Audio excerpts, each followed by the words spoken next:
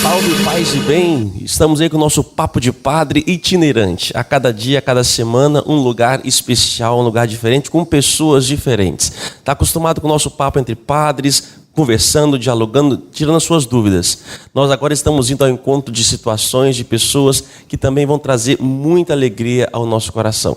E hoje eu tenho uma grata alegria, uma alegria muito grande invade no meu coração, a oportunidade de conversar com o nosso novo arcebispo da Arquidiocese de Vitória do Espírito Santo, Dom Dario Campos. Salve. Salve, Padre Adriano. Paz Bom e bem, dia, né? Paz e bem. Pax et bono. Tá vendo?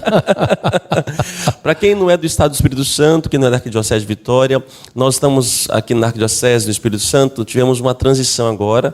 Nosso Dom Luiz Mancilla Vilela, né, aposentou, e o Papa Francisco, no dia 7 de novembro de 2018, nomeou então Dom Dario Campos, que tomou posse aqui na Arquidiocese agora no último dia 5 de janeiro de 2019. E vamos bater um papo sobre isso, né? E você que não é de outra diocese, é bom conhecer um bispo que chega, como é que é a experiência, a história de um bispo. Isso é muito legal, vale a pena para o nosso crescimento. Mas antes de mais nada, quero registrar os nossos patrocinadores que nos ajudam a manter esse programa no ar. Mais uma vez, Construtora Canal, marca de qualidade e confiança, Nogran Mármores e Granitos, o Hospital do Câncer de Muriaé.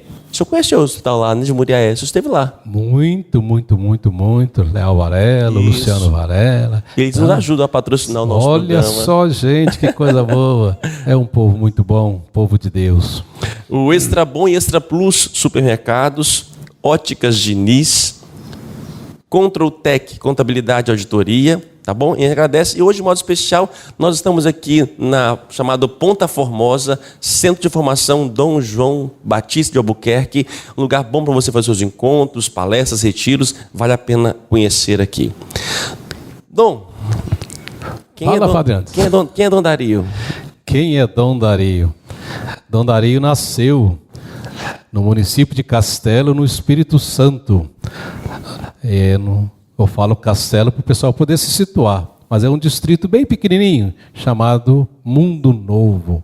Então, eu sou da terra, sou do sul do estado, e aqui estou agora na capital do estado. E a sua experiência foi franciscana? Você desde sempre, a paróquia ela é franciscana? Não, o que aconteceu é o seguinte, aos 3 anos de idade, a minha família foi para o Rio de Janeiro. E dos 3 anos de idade até aos 19 anos eu fiquei no Rio de Janeiro. E quando eu acabei de servir o exército, aí eu entrei em Minas Gerais com os franciscanos, né? Então eu fiquei em Minas Gerais por 43 anos, né? Os franciscanos de Minas Gerais e extremo sul da Bahia, né? Somos da mesma família dos franciscanos aqui em Vitória, que estão no Convento da Penha e no Santuário Nossa Senhora do Rosário, não é isso? Isso, Nossa Senhora do Rosário, né? Eu acho. São ao mesmo. Inclusive, tenho a grata satisfação de ter na Paróquia Nossa Senhora do Rosário, um santuário, um ex-professor meu, que é o Frei Clarencio. Ah, é? Você está vendo como são as coisas? O mundo dá muita volta. E como ele já disse, então, Dom Dario Campos, natural de Castelo, no Espírito Santo, nasceu no dia 9 de junho de 1948. No século passado, viu? Um mês depois da minha mãe. Minha mãe é 9 de maio de 48. Tá. E fez sua profissão religiosa em 10 de janeiro de 75. Isto. E fui ordenado em 8 de dezembro de 77. E ordenado bispo dia 26 de setembro de 2000. 2000. Eu sou tudo aí, século passado, final do milênio, viu? 18 anos de bispo? 18 anos de bispo. Fui ordenado em Belo Horizonte, na quadra esportiva do Colégio Santo Antônio, onde eu tinha sido diretor, né, por 10 anos. E aí, então, foi feita a ordenação. E naquela ocasião eu fui nomeado pelo Papa São João Paulo II para a Diocese de Araçuaí, lá no Vale do Jequitinhonha, já divisa com a Bahia, né? E lá eu fiquei 4 anos. Depois de 4 anos, o próprio São João Paulo II me transferiu para a Diocese de Leopoldina. Também Minas Gerais. Minas Gerais. Aí eu saí do norte, venho para praticamente sul, já divisa com o Rio de Janeiro, Diocese de Leopoldina, na Zona da Mata. Depois de 7 anos, aí já o Papa Bento XVI me transfere para a Diocese de Cachoeiro. Aqui, aí eu volto para a minha terra. Quer dizer, eu volto à minha terra depois de 60 anos. E quanto tempo você ficou em Cachoeiro, Dom? 7 anos e 6 meses. E agora o Papa Francisco me transfere para a Arquidiocese de Vitória. Assim, essa é a minha trajetória, viu? Qual o lado positivo e negativo dessas transferências? Para um bispo é pouco tempo, né? Num lugar, numa diocese. Dá tempo de tomar par, assim... Eu falo o seguinte, o que eu não fui transferido como franciscano... itinerante, então eu fui transferido como bispo, né?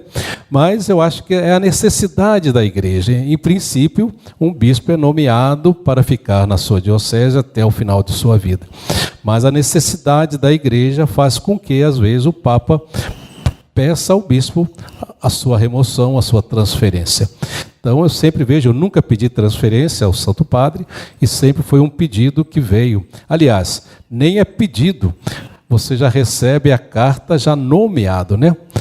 O núncio avisa você dizendo, tem uma carta para o senhor, e nessa carta ele diz, começa bonito, viu? Excelência reverendíssima, né? O Santo Padre acaba de nomear-te, nesse caso aqui, arcebispo da Arquidiocese de Vitória. Espero o seu assentimento, o seu consentimento. A notícia vai ser publicada no dia tal, nesse caso 7 de novembro. O senhor ficou sabendo quanto tempo antes? Eu fiquei sabendo no dia 22 de outubro, né, no dia que ele ligou para mim. E ia sair no dia 7? De novembro, E até lá, segredo pontifício, você não pode falar com ninguém. Transmita ao novo povo de Deus a ti confiado, a minha bênção apostólica, saudações, passa bem. Aí você está transferido, é desse jeito que você é transferido, viu? Nossa, E você pode dizer também não, lógico. Sim, você pode dizer não, mas para você dizer não, você tem que dar o porquê, a justificativa do não, né? E eu acho que fica muito feio por um bispo dizer não. Se eu peço ao padre, no dia da ordenação dele, obediência a mim e aos meus sucessores, como é que eu vou dizer agora não? Como é que eu vou dormir depois a minha consciência? Quando eu transfiro um padre, ele também vai dizer assim, não, o senhor não quis ser, quando o Papa transferiu o senhor não foi, agora também não vou não. Quer dizer, é uma questão de coerência de vida, penso, né? Dom, o senhor está hoje com 70 anos. Uma pergunta, me desculpa, que às vezes acontece. É a sua primeira reação de muitas pessoas aqui na Arquidiocese, e muitas pessoas falam um pouco sobre isso. 70 anos, e com 75 anos, o bispo, e todos nós, padres, temos o papel de entregar, né, de renunciar, que no caso seriam, a princípio, 5 anos, podendo se esticar. Alguns surgiram uma palavra que o bispo Dom Dario seria um bispo de transição. E eles têm todo o direito de falar isso, porque na hora. Mas eu digo que quem está pensando em transição está totalmente enganado, penso eu. Aí eu cito o Evangelho. Os operários da última hora receberam o mesmo quanto o trabalhou o dia inteiro, né? Boa resposta. Então, eu não me sinto de transição, eu tenho boa disposição, quero trabalhar. Quem quiser, vem atrás de mim. Quem não quiser, fica à beira da estrada. E quero lembrar também o Papa João Paulo... João 23, que disseram que também seria um Papa de transição, né? E de repente o homem convoca um concílio e reforma a igreja inteira. Não, eu não vou convocar concílio nem quero reformar a igreja, mas eu não me sinto, né? E as pessoas têm liberdade de falar, de achar. Eu penso que quem pensa assim é porque não quer trabalhar. Porque para Jesus, para a igreja, não há transição, né? E a vida é muito simples, muito curta. Você pode... Eu acabo agora de ver aí um bispo, né, que acabou de falecer, está sendo sepultado hoje. Aí estava conversando há pouco com outro padre, que um bispo novo foi nomeado, não deu 2 anos, está falecido. O outro que tem 77, 78 está vivo. E a diocese já vai para o 2º bispo depois. Quer dizer, eu acho que para Deus não é questão de tempo. Aí eu lembro muito a carta de São Pedro. Um dia para Deus é como 1000 anos como um dia. Então, quem vai com essa justificativa de transição, eu acho porque tem direito de pensar, pois não? Pô, pensa aí. Não, e também pelo histórico do senhor, né? 5 anos, 7 anos em diocese, isso já fez muito por essas dioceses e é muito querido por essas dioceses. Então, esse período também é um período que já está acostumado a viver em outras dioceses e fazer muito. Fazer eu não sei se eu fiz muito, mas que a gente criou um laço de amizade, de carinho com o povo, criou, né? Então, só para dizer a você que aqui no dia da posse tinha gente de Araçuaí, tinha gente de Salinas, tinha gente de Montes Claros, gente de São Luís do Maranhão, arcebispo de São Luís do Maranhão. E por falar nisso, viu?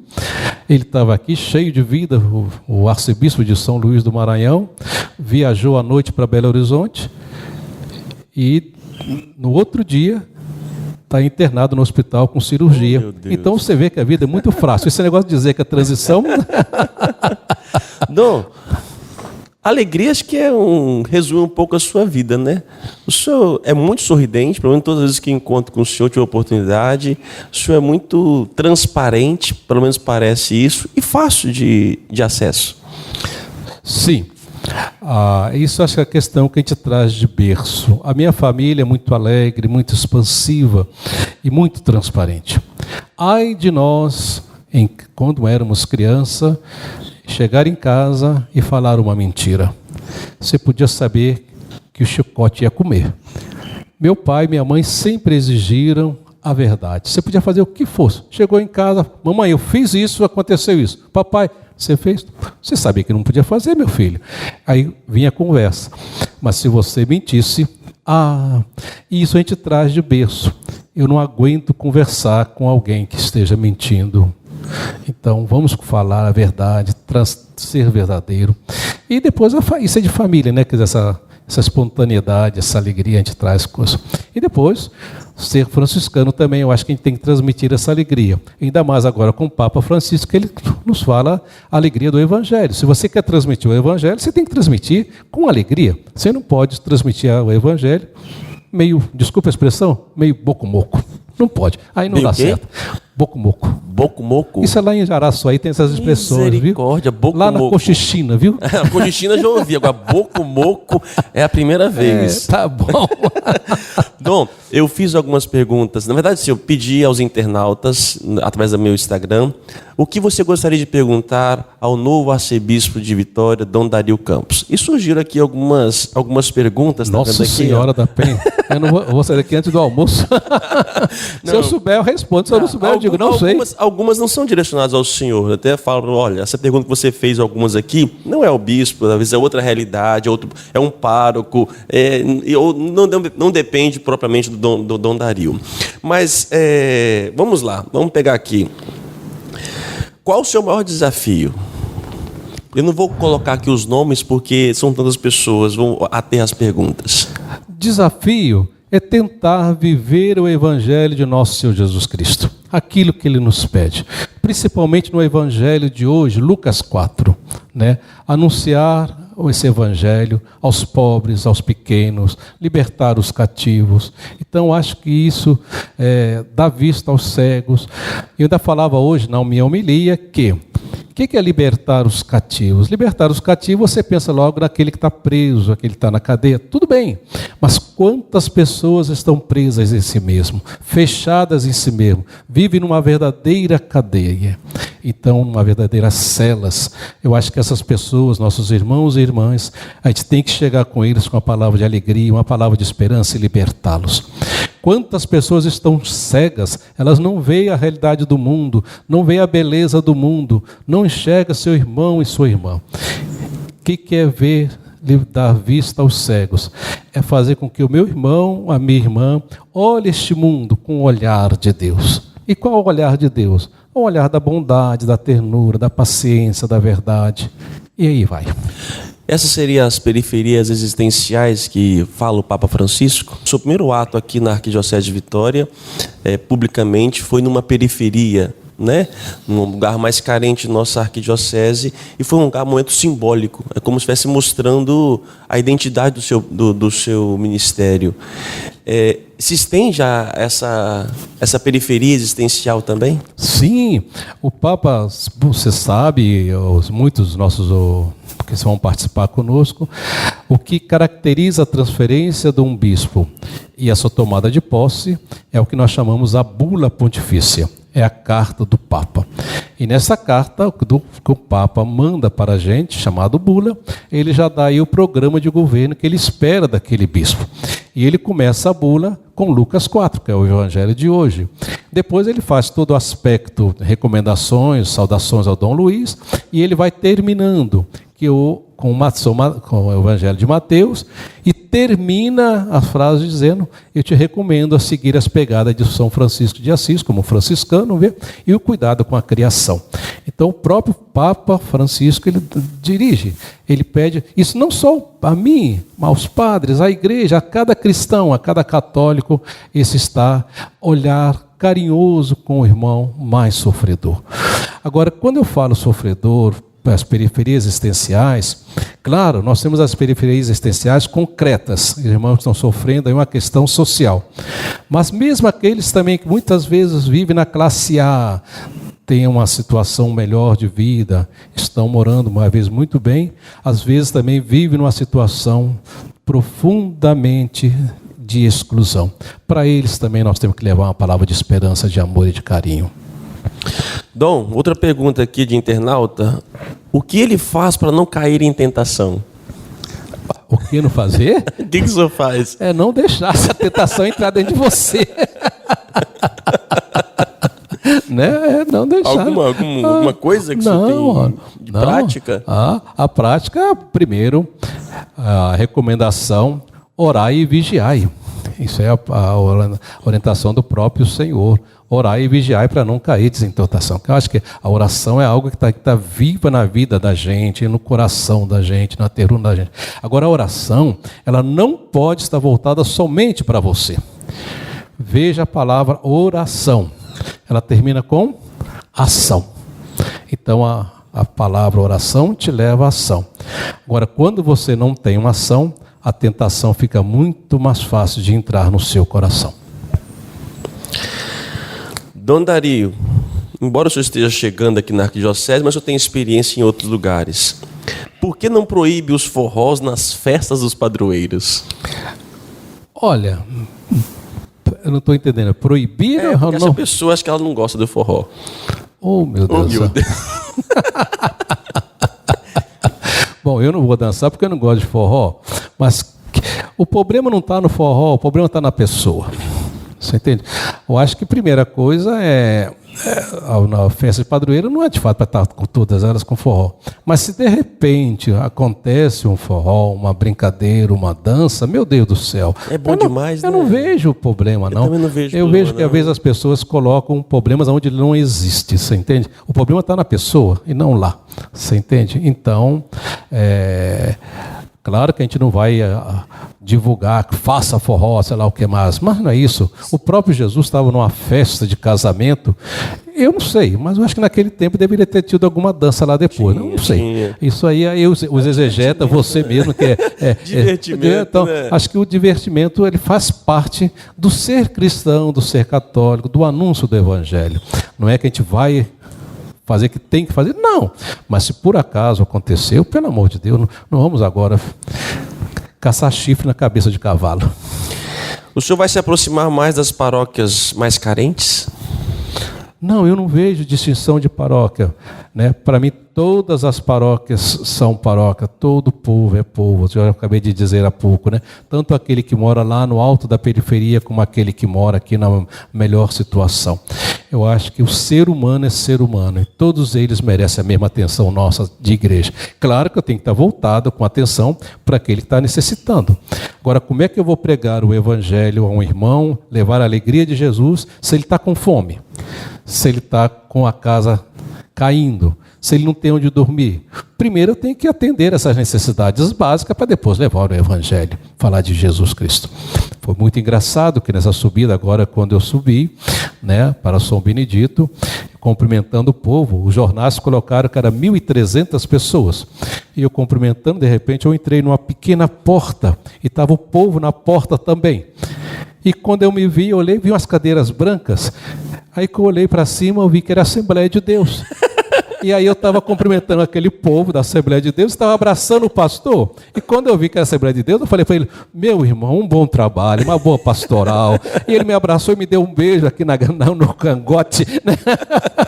Né? E aí tinha uns padres atrás que começaram a rir porque viram que eu estava lá dentro da Assembleia de Deus, mas eu entrei sem saber. Mas isso é bonito, quer dizer, você está para todo mundo, quer dizer, eu não posso fazer distinção de pessoas. O senhor é franciscano e cita muito o Papa Francisco, embora seja um jesuíta, mas assumiu a espiritualidade franciscana no seu pontificado. Ele é referência para o senhor? Sim. Papa Francisco é referência, Papa Bento XVI é referência, São João Paulo II é referência, cada um com seu estilo, com seu modo. Eu acho que hoje quem é o Papa Francisco. É nesta barca que nós temos que entrar. Antes dele era o Papa Bento, eu tinha que estar na barca do Papa Bento. Antes do Papa Bento era o Papa São João Paulo II. Eu tenho que estar na barca do Papa Francisco hoje, porque ele é o sucessor de Pedro, ele é o sucessor de Jesus Cristo. Eu não posso entrar noutra barca. Se eu entrar noutra barca, eu entro numa barca furada. E antes era Dom Luiz, agora é Dom Dario. Então eu tenho que seguir Dom Dario. eu acho que é por aí, viu? Para um bom entendedor. Dom Luiz, muito bom. Dom Dario também muito bom. Cada um com seu carisma. Cada um com seu carisma. Então eu acho que para quem sabe ele é um piga-letra, viu? Já passei. Já entendi tudo. Qual a principal responsabilidade ao assumir uma arquidiocese? Como é a responsabilidade de ser um arcebispo? É muito diferente de ser bispo? Bom, arcebispo eu vou descobrir agora, que é a primeira vez que eu sou, viu? Mas eu acredito que não é diferente. Tanto faz o arcebispo como o bispo, a responsabilidade pela igreja é grande. Primeiro é manter a igreja unida de Jesus Cristo, que Jesus Cristo quer a união. Primeiro, o cuidado com os sacerdotes, com as vocações, tanto religiosas como os diocesanas, sacerdotais. Eu acho que isso é fundamental. Um cuidado com as famílias, com as crianças, com os jovens. Eu acho que o bispo é aquele que deve estar junto do seu povo, com o seu povo, estar perto do seu povo e tentar caminhar com o seu povo, né? Isso tanto faz você estar em Araçuaí, que era uma diocese com 22 paróquias, quanto está aqui agora com a arquidiocese com 90 paróquias, né? Se a gente cria essa unidade no clero, tentar criar essa amizade, essa fraternidade e estar presente com todas as paróquias. Para mim não existe paróquia de elite ou paróquia pobre. Se a paróquia de elite ela não for capaz de ajudar a paróquia pobre, e se a paróquia pobre não for capaz de ajudar também a elite, então aí tem qualquer coisa errada. Nós temos que estar em comunhão. Muito bem, Dom. Por falar nisso, na questão de bispo, arcebispo, é a dúvida das pessoas. Qual a diferença entre bispo, arcebispo, cardeal e cônego? São perguntas do povo, né, de modo geral. Não, o arcebispo é porque ele está numa sede metropolitana, onde tem as dioceses sufragâneas, que se fala, né? Sufragâneas, né? Então, nesse caso nosso aqui, Vitória, temos a diocese de Cachoeiro, São Mateus e Colatina. Mas cada igreja particular tem o seu bispo. E o arcebispo tem que tentar manter essa unidade na sua província eclesiástica, com os bispos, tentar fazer o mesmo trabalho, tentar seguir as mesmas metas que o Papa está nos pedindo, né? Então, a função do arcebispo é ter essa unidade dentro da sua província eclesiástica. Se ele conseguir fazer isso, já acho que já está de bom tamanho. É uma característica do senhor, do seu ministério, pelo menos por onde já ouvi falar, que o senhor citou agora, essa proximidade com os sacerdotes, com os padres. O senhor tem um carinho muito grande, né? Uma presença muito grande junto a nós, sacerdotes, como bispo. Sim, é muito interessante porque quando eu estudava teologia, né, e de grata recordação, eu fiz todo o meu curso de teologia e filosofia lá no Instituto Filosófico de Petrópolis, né?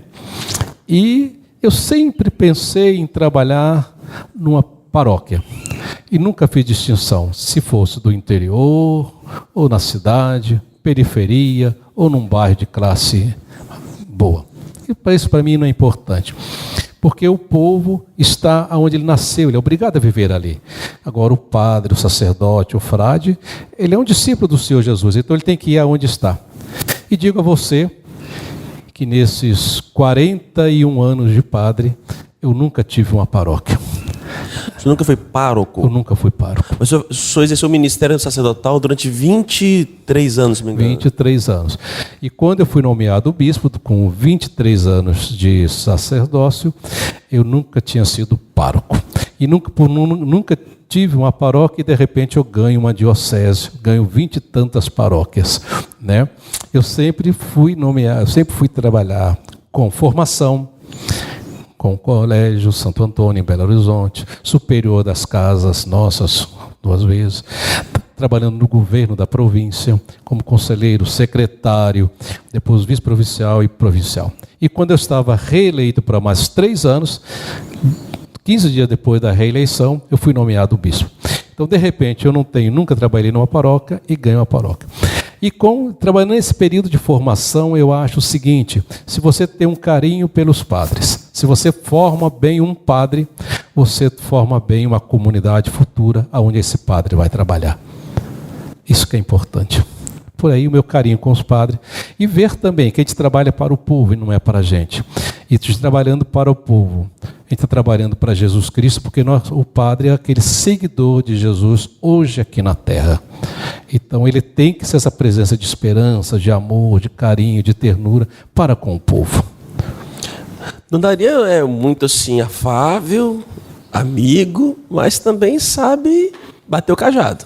Já teve situações na vida que teve que, na dor... Isso faz parte da vida, né? Isso faz parte da vida. Se quando as coisas não caminham como deve ser caminhada, isso é questão. Qualquer pai tem que colocar limite nos seus filhos. Tem que também, a questão do limite, eu acho que ela é muito importante. Eu acho que uma escola, uma família que cria os seus filhos sem limite, se ela não coloca limite, o mundo coloca. E quando o mundo coloca um limite, ele coloca com muito mais dor do que o pai e a mãe.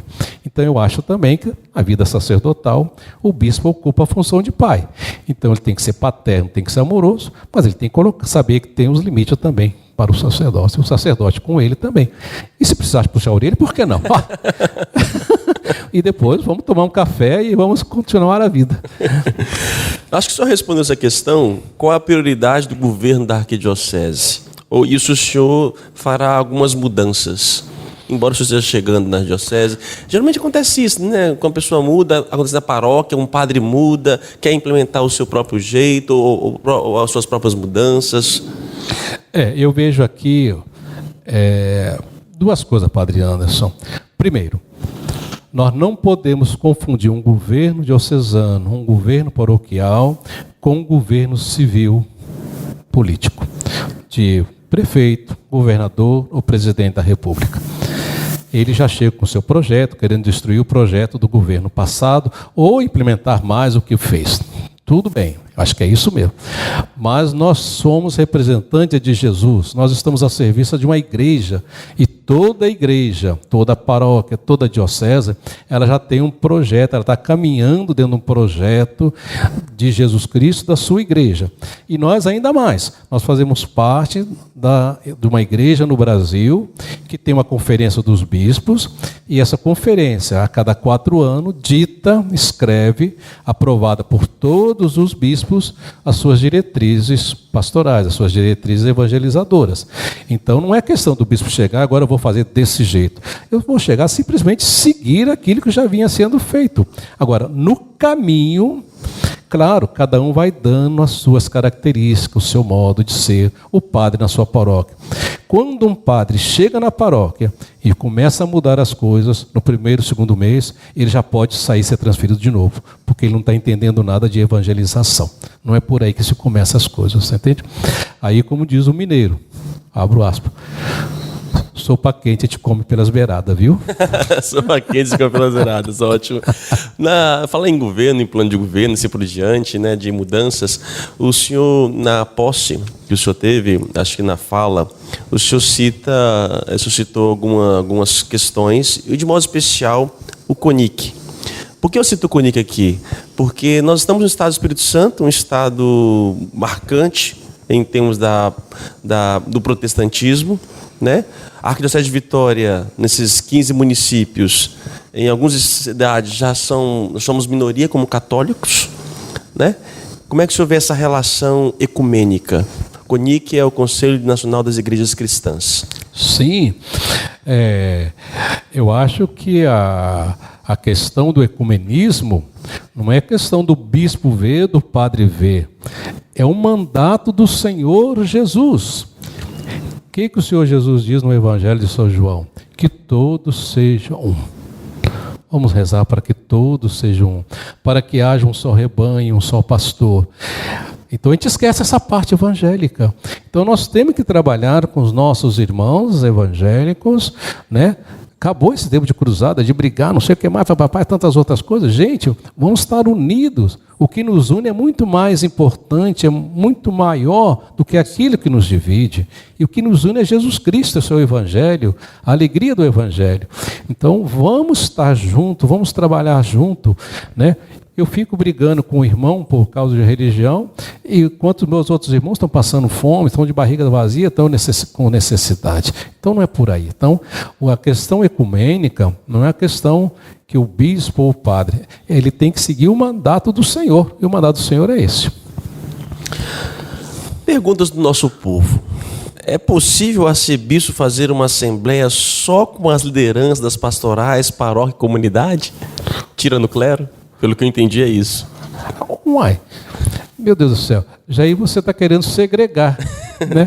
Eu acho que é o povo de Deus. O povo de Deus é composto tanto do sacerdote, dos bispos, sei lá quanto. Então, tá junto, você entende? Né? Quer dizer, essa pergunta ela traz uma pitada atrás dela, sabe? Então, respeito com carinho, mas se o bispo está numa paróquia, por que não reunir com o povo? Não. E se precisar reunir com o povo sozinho, reúne. Se precisar, como também não reunimos muitas vezes com o clero sozinho, pois não. Eu não vejo problema. Quando a gente está com o evangelho, quando a gente tem a consciência tranquila, a gente não precisa ficar fazendo coisas às vezes escondidas só. Eu suponho que seja escondida, porque aí quer falar do padre, quer falar do bispo, né? Não, mas não é isso. Vamos juntos somar força, gente. Vamos parar com esse negócio de criar guetos pequenos. Existe algo que possa ser feito para aproximar os jovens da Igreja Católica? Como é que o senhor vê a situação hoje da juventude, né? Eu acho que a juventude, ela nunca se afastou da igreja.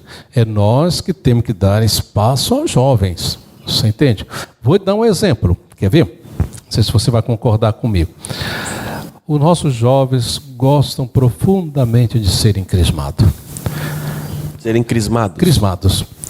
E, dependendo da diocese, que eu já passei, ou da paróquia, às vezes tem preparação de 1 ano, 1 ano e meio, até 2 anos já encontrei isso. Diocese, que com 2 anos de preparação. E os jovens frequentam tranquilamente. Você vem, crisma 100, 150, 200 jovens. Nesse período de preparação, você tem algo que você está oferecendo aos jovens. Agora, eu pergunto muitas vezes ao padre, se os jovens chegar no domingo seguinte, depois da crisma, da sua preparação, e falar, padre, o que nós vamos fazer aqui na igreja? Então o problema não está no jovem, não, o problema está na gente. Nós não sabemos o que fazer com os jovens. Então, aí começa a dizer assim, não, você vai, pega uma pastoral, não foge da igreja não. Quando eu escuto isso, um padre falar isso, eu estou dizendo, ele não está sabendo o que fazer com esses jovens. Quando o jovem, a comunidade, tem algo a oferecer à juventude, ela não se afasta da comunidade, da igreja. Mas quando não tem o que oferecer, então ele vai para outro canto.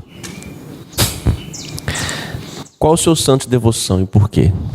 Bom, aí já. Essa é mais fácil. Meu santo de devoção, primeiro se eu posso chamar agora, né, é São Francisco de Assis, que quis seguir Jesus Cristo, né? E eu tento seguir Jesus Cristo através daquilo que Francisco, mais ou menos, intuiu na vida dele e pediu para os seus confrades, né? Então, é São Francisco, Santa Clara. E hoje, na modernidade, assim, nossos santos modernos estão aí, uma Madre Teresa de Calcutá, né? Um São João Paulo II, por que não? no Oscar Romero, né, a gente vê aí. E digo ainda, Anderson, olha, eu fico admirado de ver o número de santas e santas que nós temos na nossa comunidade. Quando subindo o Morro São Benedito, eu encontro com a senhora idosa de 93 anos, subindo o morro. Isso é santidade, viu? Isso eu não posso dizer que eu estou cansado, que eu não vou fazer nada. Aquela mulher com aquele entusiasmo subindo e trabalhando pela comunidade, essa mulher para mim é santa. Dom, nessa santidade nós estamos aí junto também às questões dos meios de comunicação, as redes sociais, que ao mesmo tempo ajuda, às vezes atrapalha na santidade. Como é que o senhor vê esses meios hoje atuais? O senhor é interagido? O senhor interage com essas redes sociais? Não, eu sou analfabeto. Eu sou analfabeto. Nenhuma rede social? Não, eu só sei ligar o telefone celular, ligar e receber ligação. Nem passar mensagem eu passo, né? Nem com a minha família, né? Porque a rede social, eu acho que hoje ela é de fundamental importância. Com isso não quer dizer que eu seja contra, não. Porque ainda de fato não estou me interagindo com isso ainda. Agora, do mesmo jeito que ela pode fazer um bem muito grande, eu já vi a rede social destruir muita gente. E depois que destrói, não tem mais jeito de consertar. Eu já vi, já compartilhei, já acompanhei muitos sacerdotes, muitas religiosas, muitos leigos que tiveram a sua vida destruída pela rede social. Vou só dar um exemplo aqui. Quando estava em Belo Horizonte, um casal muito amigo tinha combinado com uma advogada de se encontrar num restaurante X. Só que a esposa não pôde ir, mas a esposa sabia que o marido ia encontrar com a advogada. Na hora ela teve um problema sério de saúde, ela não pôde ir. A advogada chegou e começou a conversar com o advogado. Jogaram na rede social que o marido dela estava com outra mulher no restaurante tal, e se ela não ia fazer qualquer coisa. Olha, ela disse, não, eu sei tudo que está acontecendo lá com ele e com ela. Poderia ter destruído um lar, uma família. Então, essa questão é muito delicada. Infelizmente, hoje todo mundo, né? Quer dizer, você interpreta, né? Julga. E esse julgamento não é cristão, não é correto, você entende? Se bem eu não posso falar mal, cala a boca, fica calado. Não fala não. Não destrói o irmão não. Deixa ele quieto, você entende? Não levanta falso.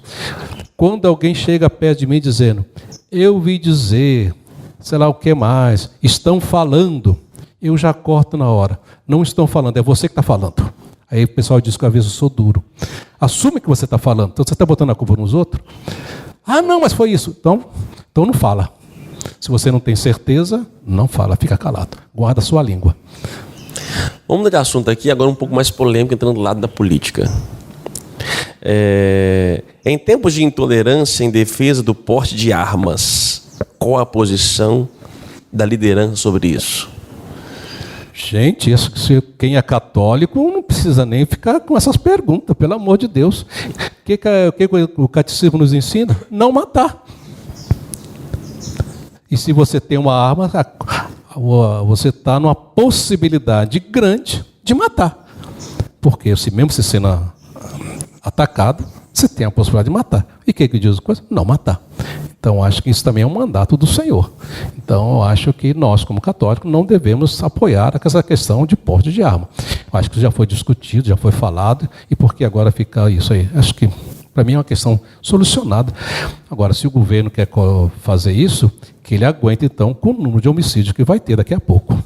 Mas que é triste a gente ver que nós estamos ainda discutindo porte de armas, quando a gente vê tantos irmãos nas portas dos hospitais com necessidade, e o que vem de Cachoeiro, de uma Santa Casa de Misericórdia, onde tem um pronto-socorro 24 horas por dia, pelo amor de Deus, você entende? Não dá para se falar nisso. O que o senhor pensa sobre a teologia da libertação? Uai, Teologia da libertação. Aqui é IA. Uai, gente, toda a Sagrada Escritura é libertadora. Deus mandou Moisés libertando o seu povo. Se você começa a fazer toda a leitura da Sagrada Escritura, é libertadora. Agora, se você coloca libertação com questão política, é outra coisa. Mas o que Jesus veio? Libertar o homem do pecado, do mal, sei lá o que mais, da intolerância. Então, eu não vejo. Acho que Mas existe na cabeça de muitas pessoas, quando fala de libertação, como uma ideologia, como uma identidade própria, e não se vê como um lado macro, né? Não, se a pessoa já vem com ideologia, com marxismo, sei lá o que mais, então ela está no outro caminho, ela não está dentro da teologia de Deus, de Jesus Cristo. Perguntaram aqui, até pelo Instagram, se o senhor é comunista. Eu falei, gente, eu mandei a carinha a pessoa, como assim? Ai, pá, desculpa, eu vou fazer a pergunta. Sim, eu vou dizer o que Dom Helder respondeu. Quem sou eu para chegar perto de Dom Helder? Dom Helder dizia o seguinte, né? Quando as pessoas me veem dando comida a um pobre, fala que eu sou santo. Quando eu pergunto por que aquele pobre está passando fome, aí eles me chamam de comunista.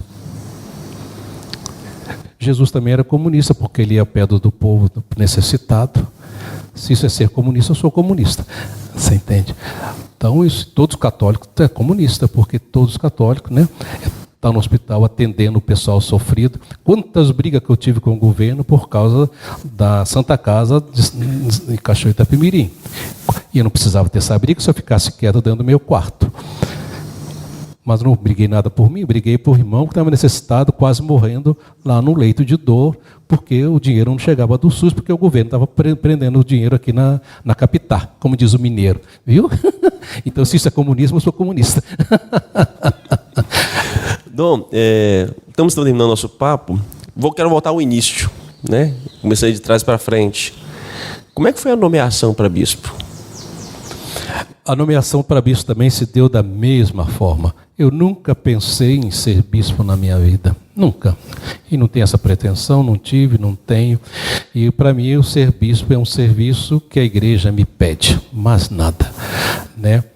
E ser bispo, como eu falei, eu estava 15 dias nomeado, novamente para mais 3 anos como provincial. Então todo o meu projeto de vida era com a província, com os nossos irmãos lá. E quando um outro bispo me trouxe essa notícia, ele me trouxe a carta de nomeação, eu tive muita resistência, sempre falando com ele dizendo, o Papa mandou a carta, você está. Aí, até que ele disse, você foi nomeado bispo. Eu falei assim, que mané nomeado bispo? Foi o Papa que mandou essa carta. Eu disse, o Papa nem me conhece, o Papa nem sabe quem eu sou, né? Agora, quando eu aí, em pé eu estava, eu perguntei a ele, para qual diocese? Aí ele disse, Araçuaí. Então, quando ele disse Araçuaí, aí veio meu lema, nas tuas mãos. Eu sentei e disse, toma, você sempre mandou os frades para a missão, para a África, para o norte de Minas, sul da Bahia, para as regiões mais necessitadas. Agora chegou a sua vez. Como é que eu vou dizer não? Então foi aonde que eu falei, nas tuas mãos, Senhor. Foi aonde eu aceitei. Amém. Que gosta de comer? Ah, meu filho, eu não tenho dificuldade com comida, qualquer coisa, viu? Tendo feijão, farinha, eu comendo, também não tenho dificuldade para dormir. E com saúde também, até ontem eu não tive nenhum problema, não sei amanhã. Gosta de ser convidado? Para poder comer nas casas das pessoas? Sim, eu vou com muito prazer e nunca preciso ficar preocupado com comida para mim. Tendo feijão, um arroz, basta, não precisa mais nada. Quando vai celebrar uma crisma, fica para poder comer? Depende da agenda também, às vezes, né? Depende da agenda e depende da vez do horário, sei lá o que mais, né? Não tenho dificuldade com isso também, não. Não tem, não. Comida não é problema para mim, não. Momento rápido. O que de engraçado já aconteceu na vida do senhor como bispo? Uma imagem, uma cena, um fato? Engraçado, rapaz, tem tanta coisa, papai do céu. Papai do céu. Quando eu fui uma coisa engraçada, viu? Vocês vão rir, né? É para rir. Eu fui a uma comunidade chamada Vale, lá no Vale de Jequitinhonha, uma cidade chamada Chapada do Norte. Chapada do Norte, onde tem um quilombo de escravos. Eles são tão negros que chega a ser quase azul, uns negros bonitos, umas negras muito bonitas, mas um povo acolhedor, uma bondade danada. E quando você vai entrando naquelas roças, naquelas matos, naquelas coisas, eles te recebem depois de tanta poeira, porque é pouca água, você chega, muitas vezes não tinha nem água para você lavar as mãos e o rosto, porque é pouca água. Então, suor e a poeira. E eles, para receber você, eles recebem, não recebem, mas recebem. E quando é bem recebido, eles jogam talco e rosas, pétalas de rosas com você. Pois bem, agora você pode imaginar suor, poeira e talco. Isso descendo dentro de você, aquele melado, sabe? Quando eu cheguei em casa, que eu fui tomar banho, que eu tirei as roupas, que eu olhei e falei assim, meu Deus do céu, será que eu sujei a calça? E aí vai outras coisas muito engraçadas.